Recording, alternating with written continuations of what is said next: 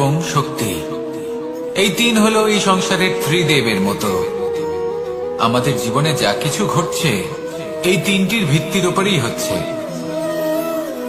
আসলে এই সংসারের একটা নিয়ম আছে, যখনই আপনি কিছু লাভ করেন এই সংসার আপনার পরীক্ষা নেয়।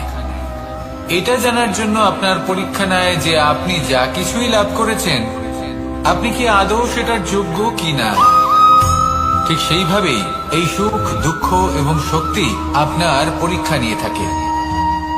যখন সুখ আসে তখন সে আপনার পরীক্ষা নেয় যে আপনার মধ্যে অহংবোধ জাগ্রত হয়নি তো।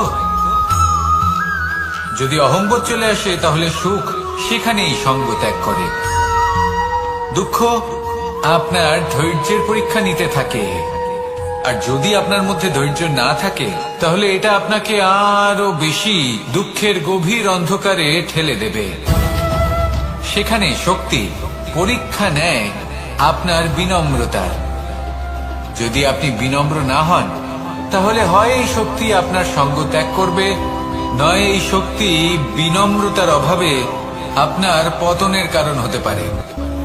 এই সংসারে যে কোনো ব্যক্তি যিনি এই পরীক্ষায় উত্তীর্ণ হয়ে থাকেন এই জীবনে তিনি সাফল্য লাভ করেন। আসুন আমার সাথে ভালোবেসে বলুন, রাধা রাধা।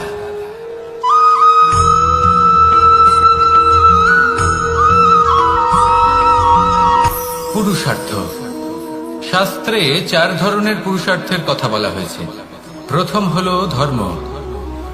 আপনি কি জানেন এই ধর্ম আসলে কি? আপনার কি মনে হয় ধর্ম আসলে কি? কোনো বিশেষ ঈশ্বরকে মানাই কি ধর্ম বলা হয়, নাকি কোনো বিশেষ রীতি পালন করাই হলো ধর্ম, নাকি কোনো বিশেষ সাহিত্যকে সর্বশ্রেষ্ঠ মনে করাই হলো ধর্ম? না, ধর্ম হলো সেটা যাকে ধারণ করা যেতে পারে, আর ধারণ শুধু সেটাই করা যায় যা পবিত্র। পবিত্র শুধু তাকেই বলা হয় যা নিঃস্বার্থ, যার মধ্যে শাসন করার কোনো ইচ্ছে নেই, যা সরলভাবেই প্রবাহমান, জল এবং বায়ুর মতো। যখন কোনো ব্যক্তি ধর্মকে ধারণ করেন এবং সেই ধর্ম সেই ব্যক্তিকে রক্ষা করে তখন তাকে ধর্ম বলা হয়। ধর্ম যা রক্ষা করে অহংকার থেকে, খারাপ চিন্তার হাত থেকে।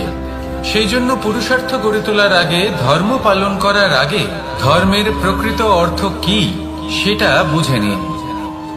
এটা জেনে রাখুন যে সমস্ত ধর্মের আধার, সমস্ত ধর্মের ভিত শুধুমাত্র ভালোবাসা।